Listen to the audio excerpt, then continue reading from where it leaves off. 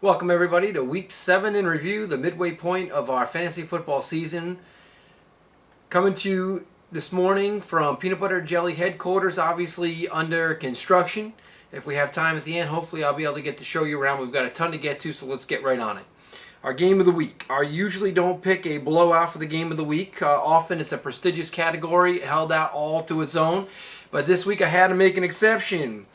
For a historical drubbing. The Loose Cannons handed the Cats with Guns a 131-26 shellacking. The 105-point win shatters the previous record for largest margin of defeat held by Master Killer's 90-point loss back in the 2006 season. Also, the largest margin of victory, which was the Pitons in that same game, 90 points, gone. It also sets a record for the least number of points scored, previously held by the Pilot Lights with 28 in 2006.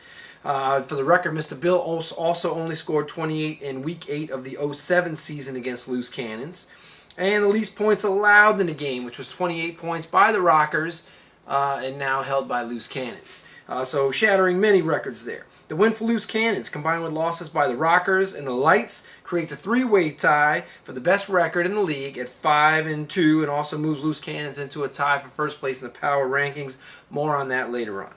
So how'd they do it? For Loose Cannons, he placed 6 in double digits, led by Steven Jackson, who exploded for 41 points on 160 yards rushing and 3 touchdowns.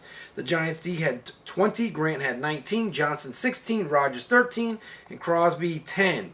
For the Cats, the good news is everybody scored. The bad news is nobody scored more than 6 points. Gore led the way with that 6 points.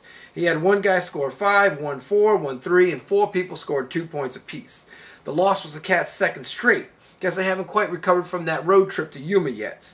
Of course, the big question is, how are the Loose Cannons even going to reach 50 points next week with the Packers on bye and the Packers constituting half of the Cannon roster?